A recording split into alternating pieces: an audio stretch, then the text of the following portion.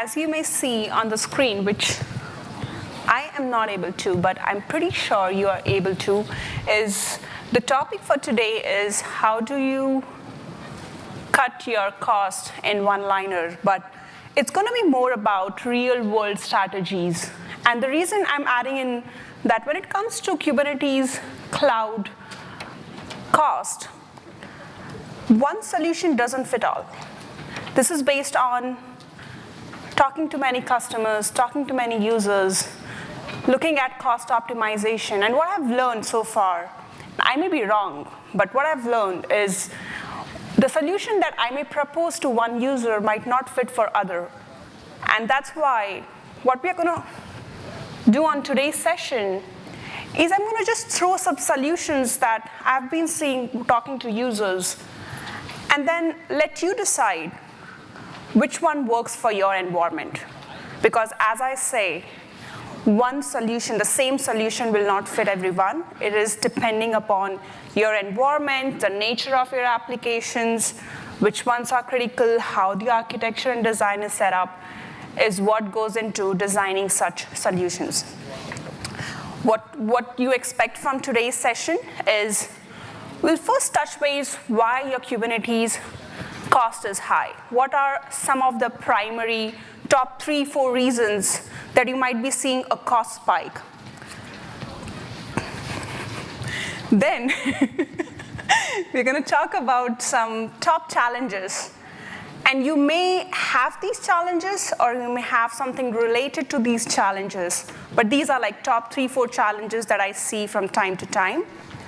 We'll talk about policy-driven solutions for optimization, but it's just not always policies. It's going to be different solutions like Kyverno, VPA, different CNCF tools that you can use. But we'll give you an idea in terms of how to approach this and how to think about reducing your cost. And then call to action. What should you do when you're flying back, thinking about the session? What should you do next? What should you start exploring? And how do you approach this? Step number 1, step number 2, et cetera, et cetera. Oh, okay, I think the door is closed. I think it's, okay.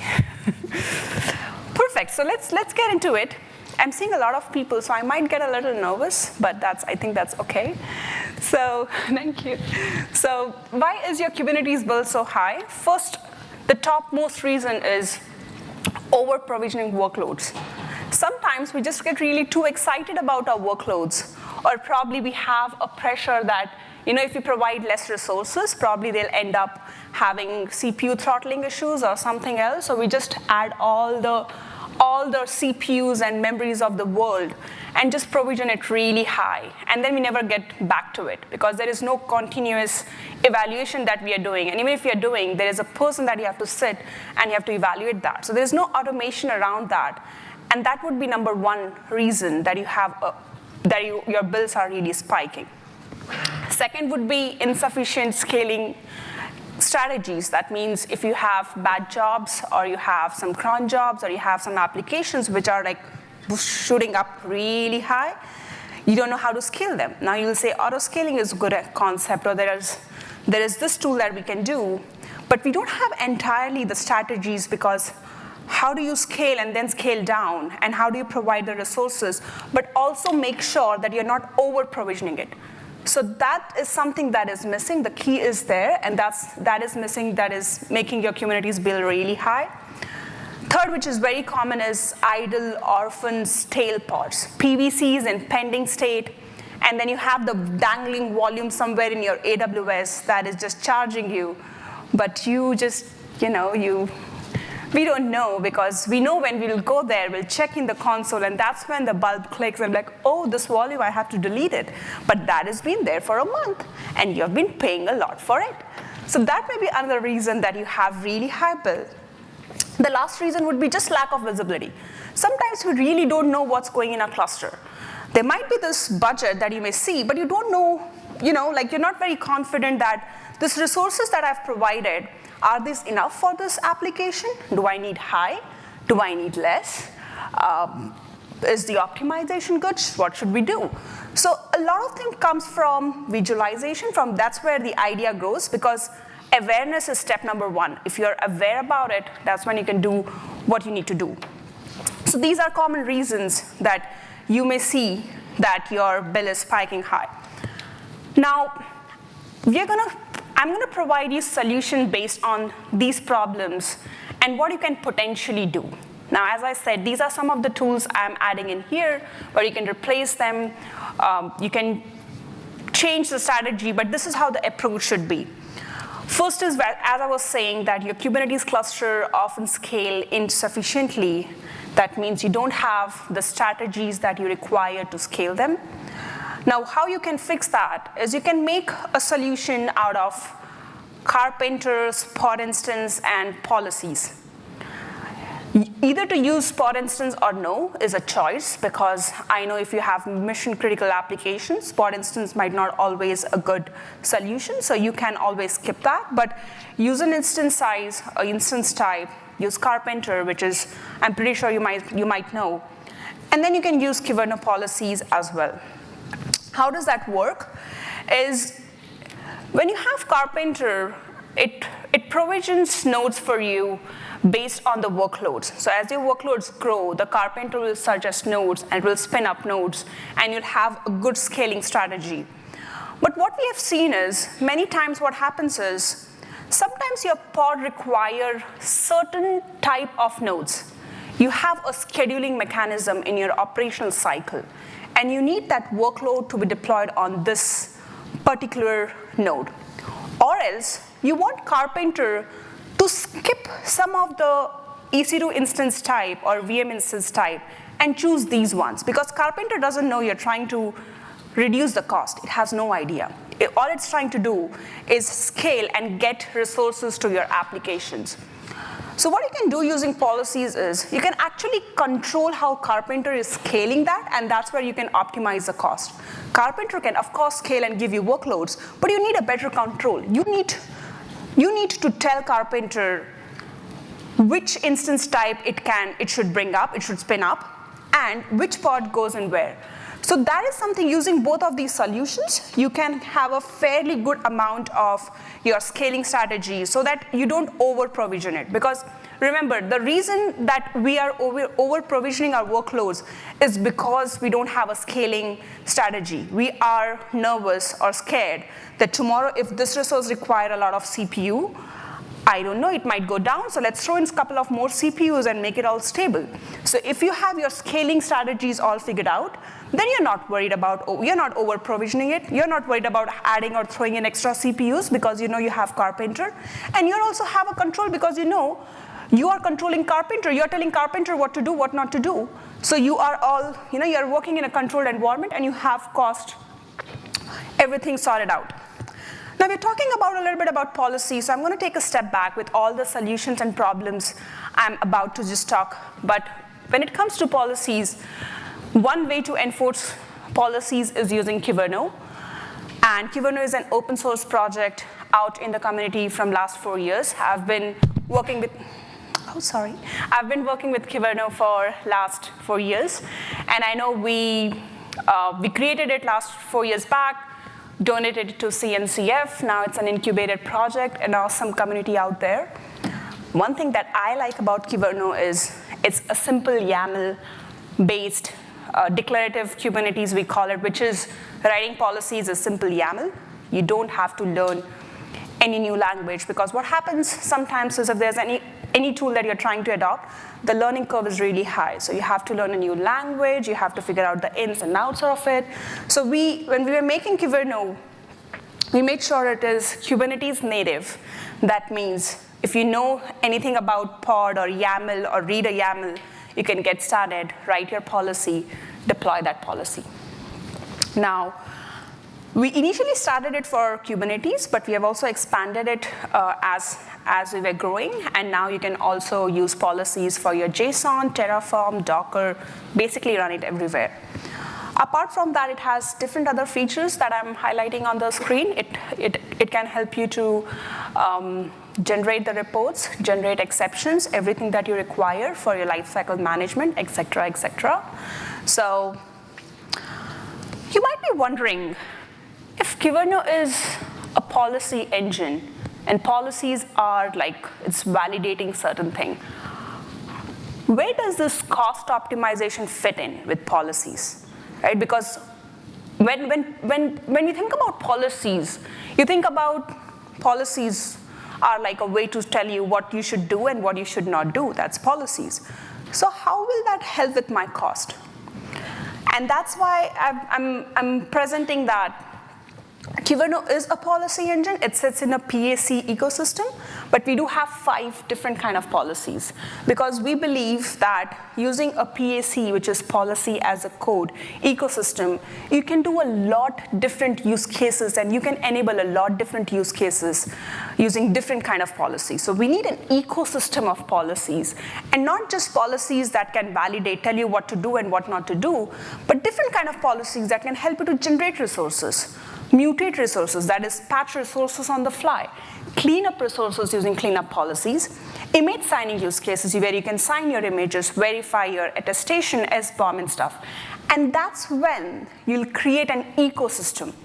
Having just one kind of policy probably may create an ecosystem, probably may not. But if you're having different kind of policies for different use cases, now you are automating security, using cleanup policies to clean your dangling resources, helping cost optimization, et cetera, et cetera. This is what a policy looks like. Just in case, I wanted to throw some light because this is, as I was saying, this is what I like about Kyverno. Top one reason that we see users adopting Kyverno is because it's YAML. Now, if you look at this policy is doing something. Now, I'm going to ask audience, is there something that you can read the policy and identify what the policy is doing? Yes? Okay. So if you can read this policy, if you want to change this policy a little bit, for example, you want to add a label, rather than adding team, you want to add app. Can you edit this policy and customize it for your use case? Yes or no? No, probably no. Right, so you can use, if you can just look at the policy and understand what it is doing, now security and automation doesn't become like a rocket science. It's very easy. You can use the existing policies, update it, and use it. So this was a validate policy that I'm showing where it is kind of validating. Okay, it's kind of validating labels. If you see these are the rules, this is a validating message that you'll see, and this is a pattern which is exactly same what you'll see in your pod. In your pod, you'll see a metadata, a label, and a label that you want. That is, you want a team label, and it has a wildcard. So this is a simple validate policy. Now, this is a mutate policy. And the reason I'm putting in here is because I want to show you, this is kyverno.io. I want everybody to just play around or go in kyverno.io and look at the policies. There are different policy types in here, which I was showing on the slide. So you can click each of these policies and explore. But this is a mutate policy. Don't get overwhelmed with these annotations. These are just annotation. You can skip them or you can add them. But they are just there, Not adding any lot of logic here, but this is a mutate policy where it is adding a default resources in all of your pod. So if you look, it's doing like a pod. It's matching on all the pod, and then it is adding your request in here. So it's mutating if your engineers are not having request field defined in there, you can add a mutate policy, and you can make sure every application has a minimum request because that's what your scheduler is going to check and look for those kind of resources and schedule that pod. If this request is not present, or if this request is really high, that can also create a lot of cost spike. So this is a simple example. If you want to just have requests at every pod, and you're tired of telling your developers, please add those requests, add a mutate policy. So let's go back to our agenda. We discussed a lot of Kyverno things, but just wanted to give you an idea in terms of what you can do and what you cannot do using Kyverno. This is a second solution that I've seen as well, which is over-provisioning. and this has been very common, as I was saying. This over-provisioning and scaling strategies, it goes hand in hand.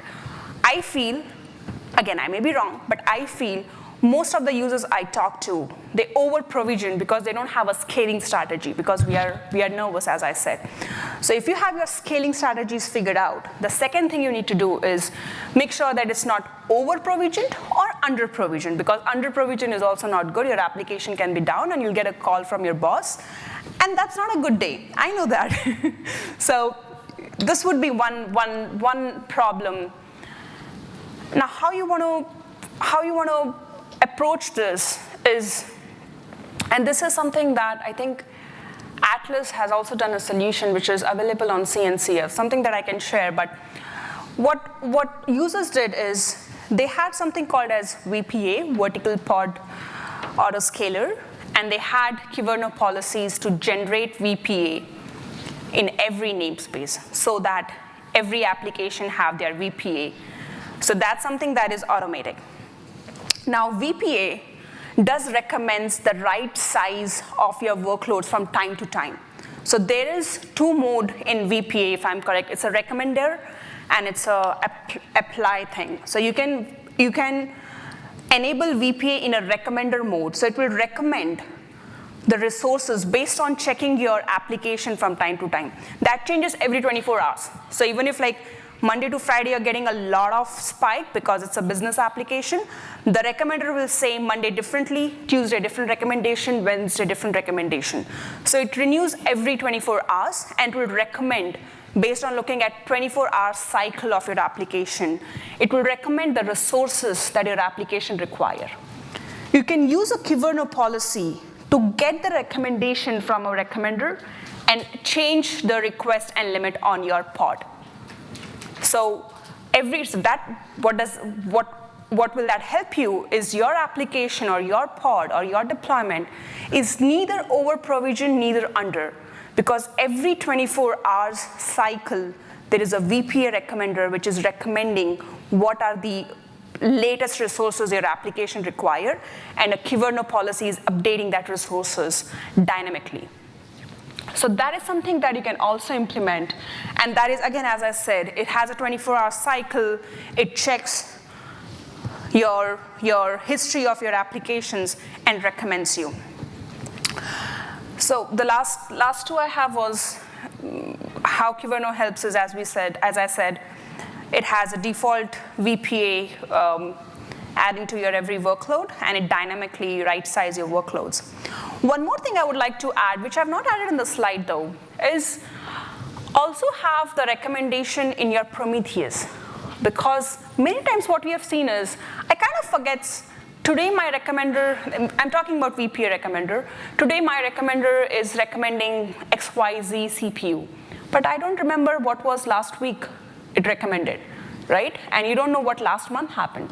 So add those events in your Prometheus or in your Grafana or in any observability tool that you're using, so you know how your VPA recommender is recommending, and based on that you can make some decisions.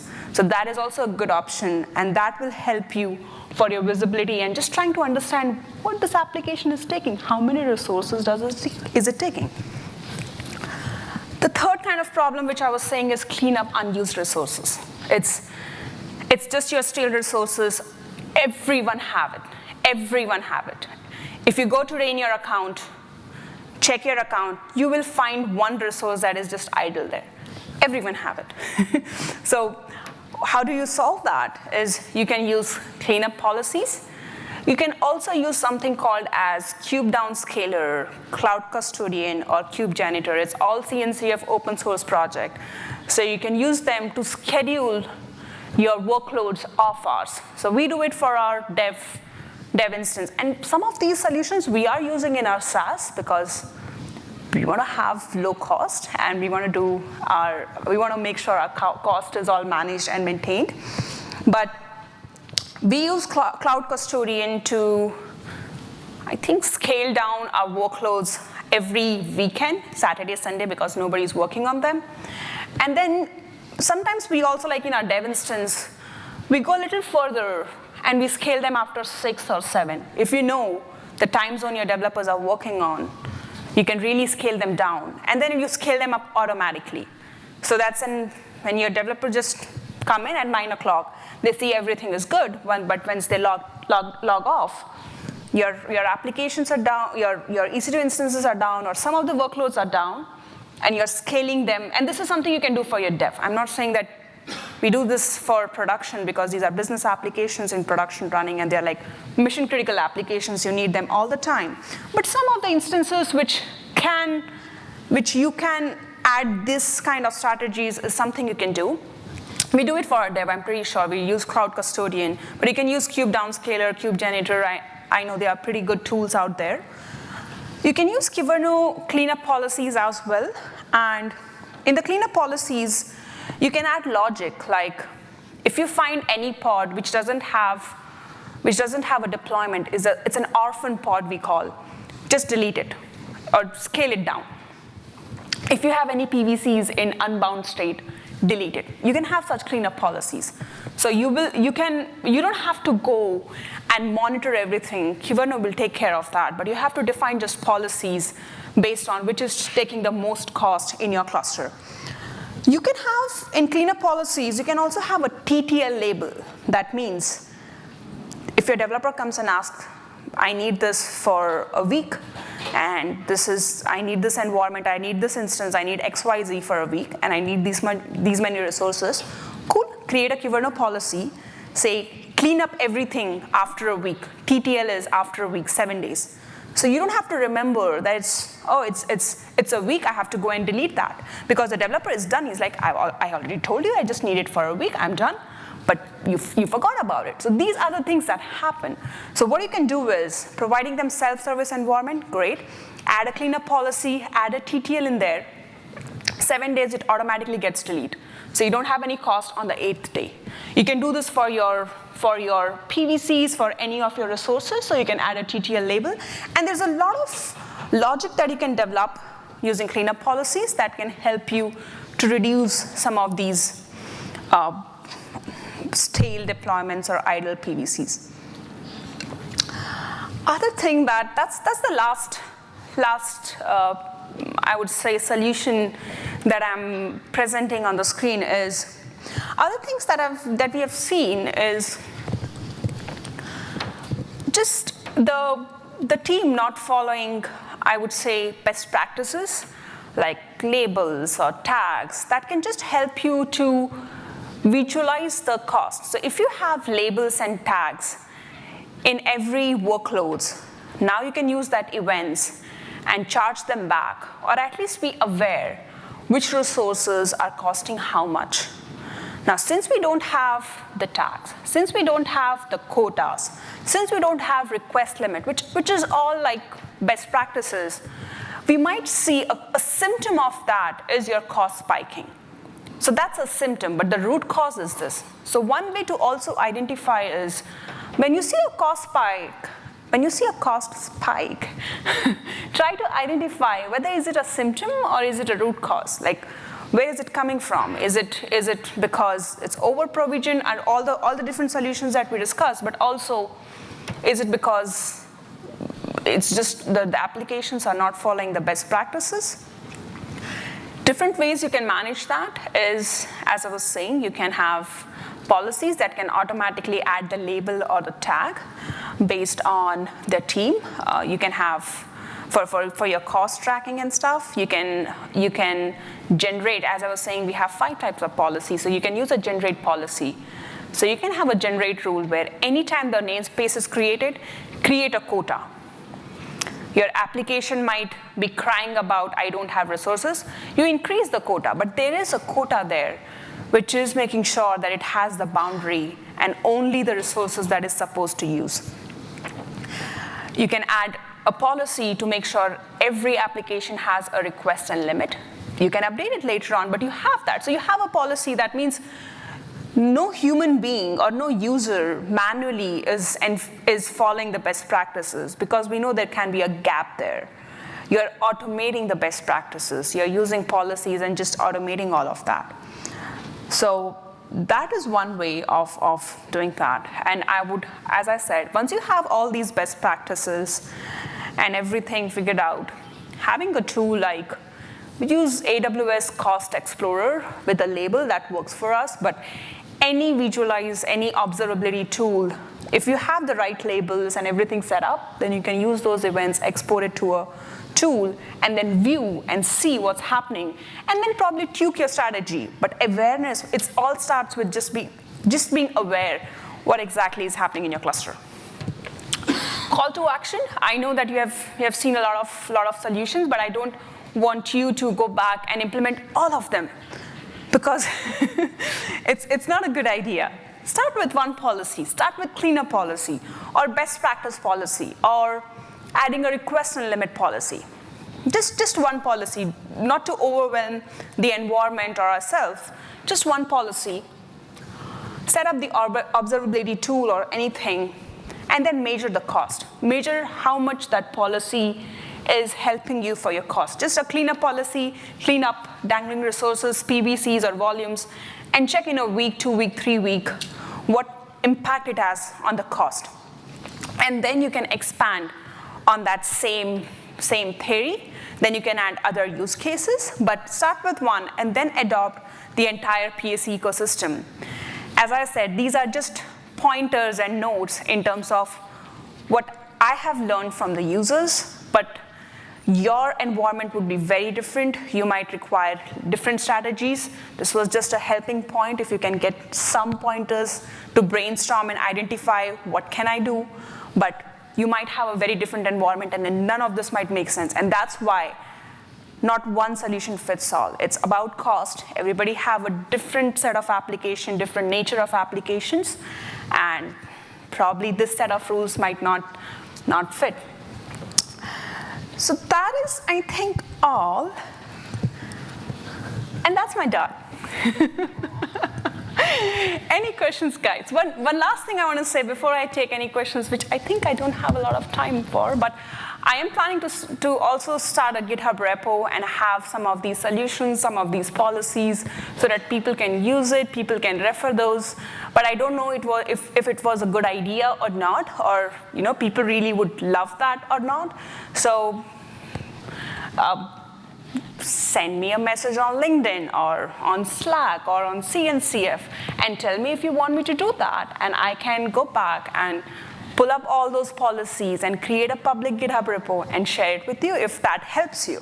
But that's something that I've not done yet because I didn't know if that would help you. So yeah, that's all for today.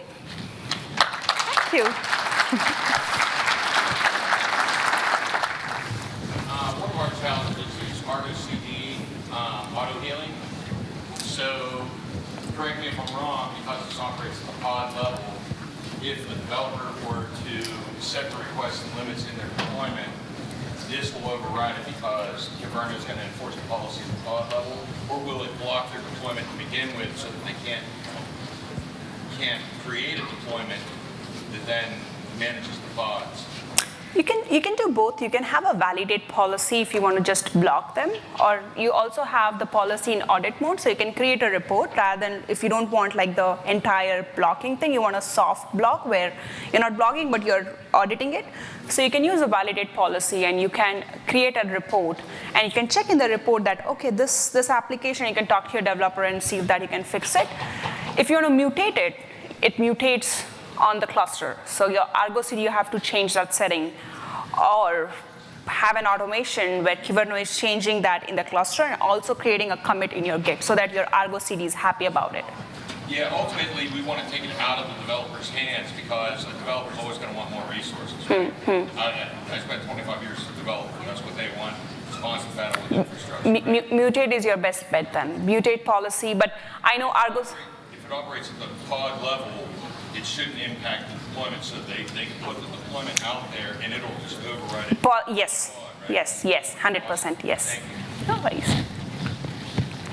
So the stale resources, does it actually look at in terms of ingress to see anybody is actually accessing the application, or how does it do? For the stale deployments? The stale deployments yes. So if your PVCs are in unbound state, so if you describe your PVC, it will say unbound. So you can use that as a logic. If it's unbound, that means it's not bounded to an application, right? Your PVC is not being used. So that is one way. Other way is, if your pod is just a pod and has no deployment, none of your application run in that way where it is just a pod. It may be some pod which your developer just forgot to delete it, or probably is just there, so it uses that logic. Let's say somebody has a deployment, has a deployment file, custom but nobody actually accesses it. So that's a little complicated, but in Kyverno, you can also query an external API. So it's not cluster. If there is an external API you can query, and it can give you a result whether there is a traffic there or not, then you can write. But you need to automate or figure out where is an external API and how it can provide you that data. But if you have that, then you can add that logic. And that would be pretty good, because then Kyverno is checking that API and seeing whether there is traffic on this application. There is no traffic, I'll scale down the deployment. Now querying again, oh, there is traffic, scale up the application.